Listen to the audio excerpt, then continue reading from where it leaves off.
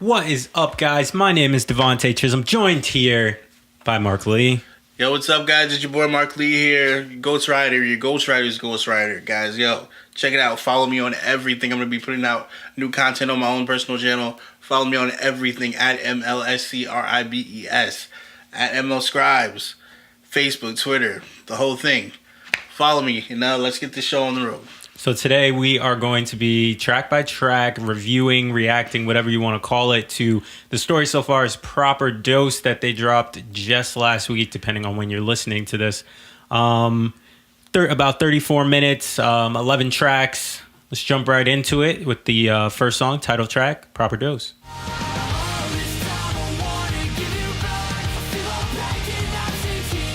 So this is what we're used to with stories so far, wouldn't you say? Yeah, I mean, I feel like the sound has matured a little bit, but not too much. Because he's like, this is one of those type of tracks where I feel like Parker isn't just yelling at some girl the whole way. Yeah. Like he's, but and also it instrumentally, I do feel like it is a little bit different, sound wise, and just like the little solo type thing.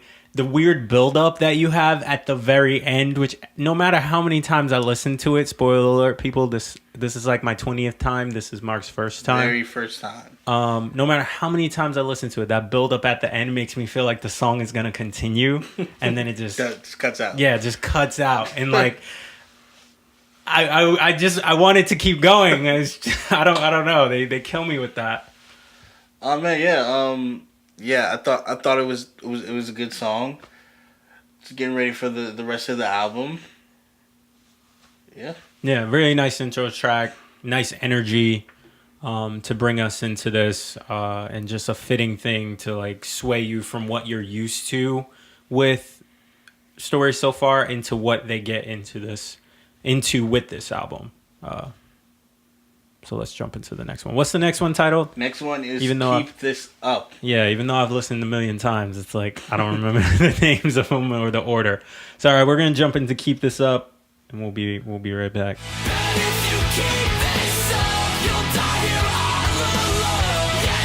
All right, so that was Keep This Up. What do you think of that one? I liked it. This is the first time I've actually how do I put it? This is the first time I've actually heard lead guitar in tandem with rhythm. Ooh, okay. This is the first time I've noticed that in the Story So Far song. Mm-hmm. Usually it's like the lead guitar has their own separate part, while like the rhythm guitar is like looming off in the distance, like sustaining. Yeah. But so yeah, it was good to hear that like that lead cutting in with the rhythm. That's a good point. I didn't even really notice that. Again, this is just one of those tracks that's just like, this is what I expect from them. Just like the first track, but that is a really good point. Now that you point that out, like that they really, again, some elevation, some evolution in their sound. It felt really pop punk. Yeah. Not like super pop punk. Yeah. And they've never, I feel like they've never been super pop punk. They've always had that nice balance to them where it was never going over the edge, and it's always the sound that I thought Stay Champs was going to end up at. No. But no hate. I'm not a little bit. I'm not doing you hated a little bit. I mean, I'm still good with Living Proof. I'm still fine with it. I'm not as good as I thought I would be. Like, I'm still good, but a lot of it was real. It was a bunch of cheese, but this isn't what we're doing right now. Let's stay focused. All right, so track 3 they released last year, right?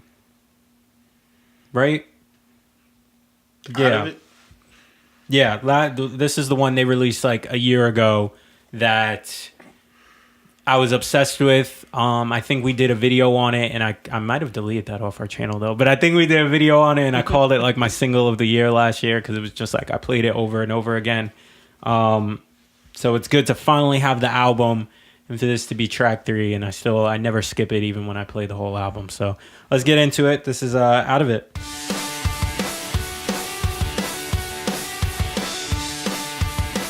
Oh, what a bop, man. Yeah. Like it was the perfect track for them to release and just leave me hanging for a year because it had me hyped this whole time. It's a good sound, this one. And the chorus I feel like is just so catchy. Just that simple rhyme, my appropriate opiate. Like, all right, cool, you're the right drug, but just the way you say it can just make all the difference. And Parker does that here with that chorus. Yeah, man. I feel like I think this don't all the music nerds don't kill me, but I think this is in 3/4, like the time signature, and just like it's like the perfect bop. Like it's like it's so dope. Yeah, it's a really fun song. Again, it's what I expect from them. A lot of the beginning of this album is what I expected to get from them.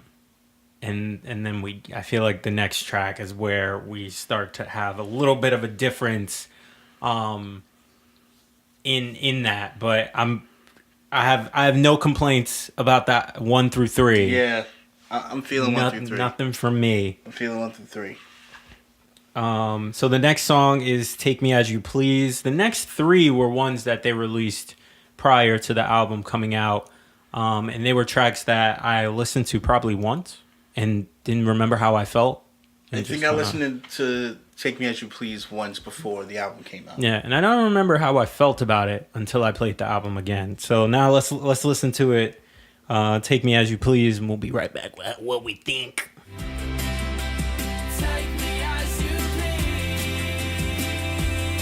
Take Me As You Please. I love this song so much. So I wanted to hate on it at first. Oh, I love it so much. I wanted to hate on it at first, but it's so damn good. It's really really good, and it's the perfect change up for them. Yes, it's so, a perfect change up for them. It fits so well with just what they do and his voice, and I've wanted more songs like this from them. Even I don't know why I can't think of it off the top of my head. Some of the other ones that they do where he's singing and it's softer and it's acoustic guitar and stuff like that, but it fits so well, and the guitars are just so bright, and the way everything builds throughout the song till we get to the end, and there's layers, and then it's you can hear the cajon, whatever it's called. Whatever. Yeah, I know what you're talking about though. Yeah, it's dope. It's one of those songs that proves that he can actually sing. Yeah, that's an important thing to say. It's an important statement, I feel like, with this album, that he's not just this I'm yelling type of vocalist. I'm yelling about my ex-girlfriend. Yeah, or whoever hurt his feelings in the past, He's not just doing that, but yeah, it's so bright. That's all I can say about it. It's it's so perfect with the album cover. You look at the album cover and hear that acoustic sound, and it's just I see lens flares and just sunshine. This is perfect for a road trip. Yeah, in a drop top convertible of some sort. Yeah, I mean something. You just and it's it's enough to make me not care about lines because I'm not crazy about lines taste me baby, take me as you please, you're not stuff like that. You're not listening to this for the lyricism. Really doesn't you're not listening really to not, the lyricism. And maybe there's something in the lyrics that I'm not quite getting. I don't like the whole. It's not like we can't talk to each other line.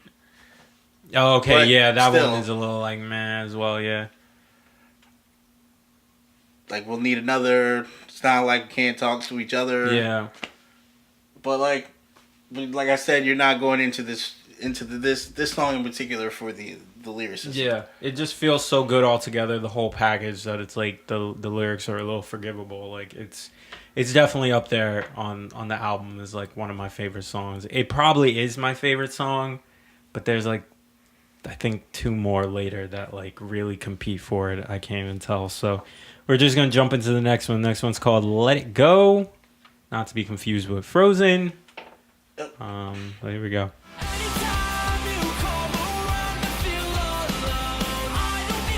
All right. So as soon as it started, you were like, you're digging the acoustics on this album, the acoustic guitars on here.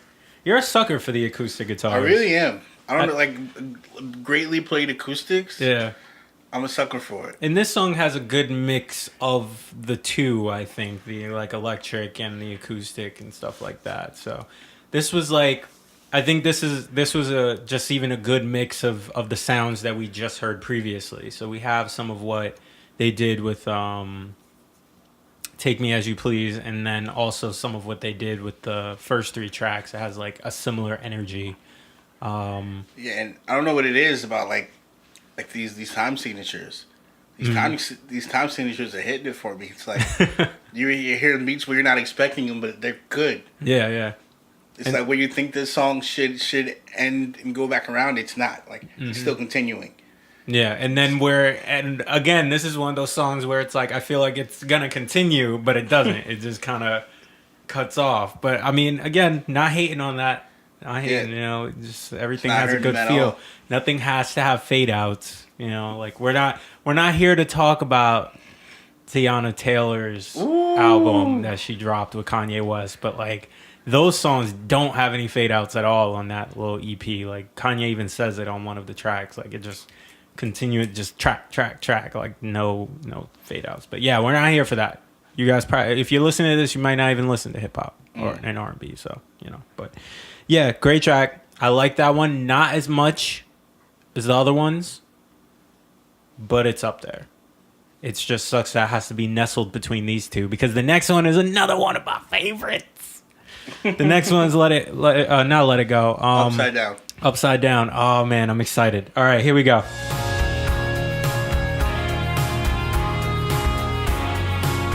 Yeah, I don't know, man.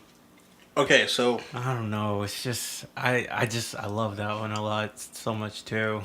So when I heard this song, when I first heard this song, because this is when they dropped before the album. Right? Yeah. When I first heard this song, I was scared, and I'll tell you why. You were scared. I was scared, and I'll tell you why. Right? So I heard this after hearing "Take Me As You Please," and I got scared because I figured this was gonna be the vibe of the album. Yeah. So I was thinking they were gonna. This is gonna be their mature album where they deviate from their sound. Okay. Like most bands, i.e., Paramore. Oh boy. Change their sound completely from what they have been doing. Yeah. I thought this was gonna be their experimental album. Yeah, yeah.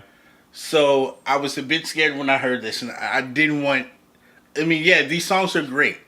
These songs are amazing. But I didn't want that to be the entire feel of the album. I still wanted old school yelling Parker Cannon. So I'm glad that this album isn't shaping up to be that. Okay. I don't know what I wanted necessarily when I first heard this song and Take Me As You Please even. Because like I was saying with Take Me As You Please, I think these type of songs I wanted from them. I wanted more like this. When they played songs in the past, like I can't think of what the last one was on the last album. I want to say it was Nerve. Was it? It's not Nerve. No, Nerve was faster. I don't remember, but either way, they have songs. They have other previous like projects that have had slower songs, and I wanted more of that from them. And I finally got that with this. And this song, I love it again. It's not as much of a bop as the other one, but it's a great song. I don't know what the chorus is. Like, it's all love now, upside down. I feel like there's something to that I'm not getting. But what I really love is the lyrics, carry baggage I can't put down, every show, every night, every town. Like, you write for it to be like a release, and like, you know, you go through a bad breakup. A lot of artists write to kind of get those feelings out. Parker wants to move on. He wants to leave that in the past, but he can't because every night he has to play those songs again, or people are bringing up those songs and requesting them and blah, blah, blah. So can he ever really truly move on? Like, he has to carry that baggage around no matter what. Love that line. So strong to me.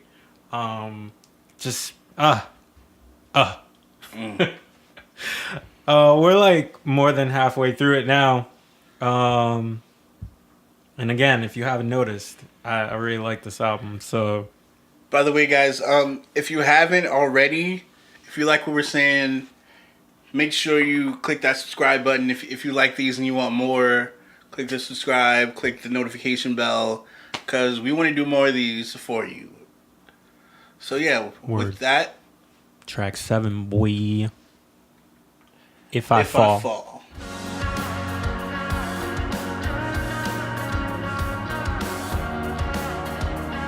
All right. So that was track 7. That was If I Fall. And again, a lot of things going on here. I feel like this is a song that should speak to you because there was definitely some time signature changes or whatever in there somewhere. Right now, big ups to the drummers in 28, the pop punk drummers in 2018. Cause they're just killing it this year. Stepping their game up. Stepping their game up. The solo in the song, really good. Yeah, lead guitar in the song was dope. And the build up to that part is good too. I really like how with this song, it's like they do the chorus once the first time. By the second time the chorus comes, they do it once, and then the second time is different. Like it's slightly different tempo or whatever, and then right after that you get that solo. Yeah, and it fits really nicely. Yeah, I'm feeling it. I was feeling the song the whole way through. Also, the bridges are great. So the solo ends, and then it seems like they always have a bridge that just keeps me interested the whole way through. And then with this song, then that bridge ends, and this is a longer bridge than I feel like some of the other ones. That bridge ends, and then the song completely like shifts, but that's just the outro. Like that whole little melody going, that's just their outro to that song, and that it's beautiful. It's the layers and the things they do, the creativity on this album that really just kind of like took me by surprise, to where it's like, if it is an experimental thing like you were just talking about, like I think they went the right way about it. Like they definitely didn't change too much, but they changed enough to make it fresh. All right, so we're gonna go into the next track. Need to Know You. I mean, not Need to Know You. Need to Know. All right, here we go, guys.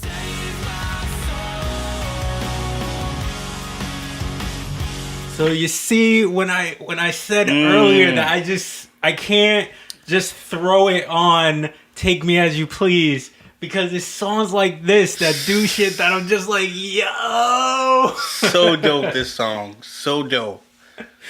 It's one of the shortest songs. It's one of the shortest songs on the album. Yeah. But they sacrificing time for like just that key change. Mm-hmm. That, oh my god, when near the end of the song was so like. Cause like I'm already in. Like they've already pulled me in. It's catchy. It sounds good. And then that end comes. One before that, you have like the layers to his vocals. Like he's like doing the little ad libs like in the background. Oh, I need to know and stuff like that. That I'm a sucker for. I love when that stuff happens in a song, especially with a band like them, because it's rare for them. So I love that. And then for all of a sudden for it to just be like them snap their fingers and then it changes. That's what I like about it. Like this, like. It was quick. Mm-hmm. Most people, there's like a big key change and there's like a huge sustain. Yeah. And then they go up. Now it's just like, we're here and now we're here. Just like, chorus or whatever that ended, and then just like drums hit it and Save My Soul for that outro. Damn, man. Sounds so good. It's really good. Oh my God, they did their thing. I love that one so much. 3 tracks left, guys. 3 tracks left. 3 tracks left. Next one is Line.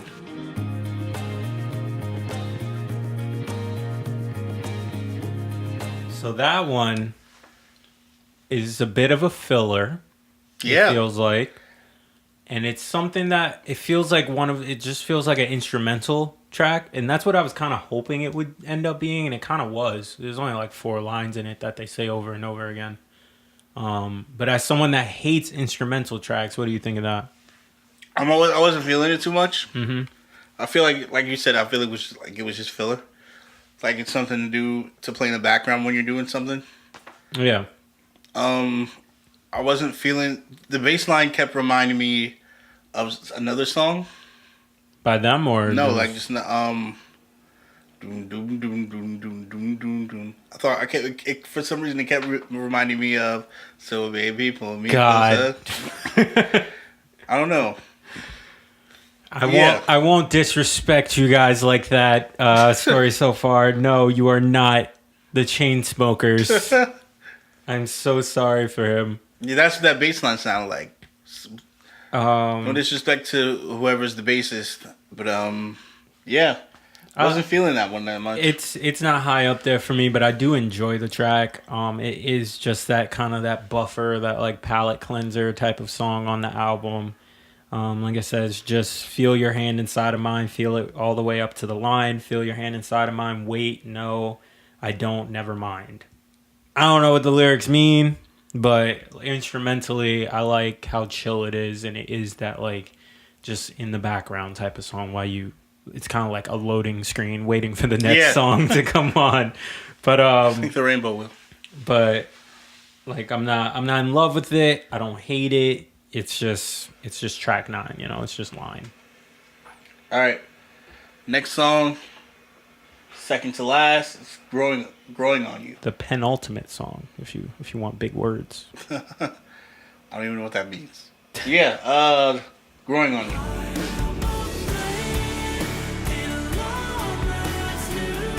Least favorite. So a little boring. So my thing is, and this is just coming from like my songwriting mind. Mm-hmm. My songwriting mind. What a great way to put it. I feel like this is a good song. It's just not for Parker Cannon. Okay. Like he should have sold this song to somebody else that had the voice to project it and sing it better. Mm-hmm. No, what about even just which I don't think they've ever done, but what if they just brought in someone like a feature? What if they got like somebody else on Pure Noise to come in and sing the chorus for them? I wouldn't even have wanted that. Okay. Like even that, I don't think that could have saved it. Interesting. So that's a yay or a nay for the song. Me, it's a nay. Okay, because like you're saying, it's like a good song, but you just don't like it for them. All right. Yeah. Or just for his like vocal range. Yeah, and stuff. His vocal range. Because it feels out of place, and that's probably one of the reasons I don't really like it. It doesn't even feel really good on this album with the way everything else has been going. It just kind of feels like throwaway. Because he has to kind of go for this quasi falsetto ish vocal type singing to compensate for the fact that his voice isn't meant for this kind of song. Yeah, and it's kind of like I don't want to say go hard or go home, but that's all I could think about. It's like you were just saying quasi, like he's like not going all the way with it. Yeah, and I feel like if you're gonna do it, just you got to commit. You got to go all the way. If you're gonna hit that note, hit that note. Don't go right next to it and don't cross the line. Like you got to go over it. Exactly. But yeah, it's just compared to the rest of the album, this is probably like the weakest one for me. It's the next to the weakest one to me. So far, what would you put weaker? Weakest is Whoa, weird buzz in my ear. I don't know if the folks at home hear it as well, but if you do, I'm so sorry. What was the filler one? Was it Line? Yeah, the one before it. Yeah. Yeah, that one. That's the weaker one. The last song could be different. I don't know. Let's listen to the last song. All right, so here we go. Last song of Proper Dose. Light Year. Here we go.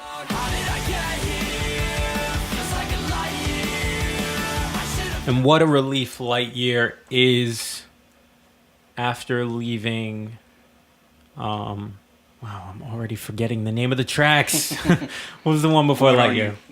Growing on you. Growing on You. So, what a relief it is after hearing Growing on You.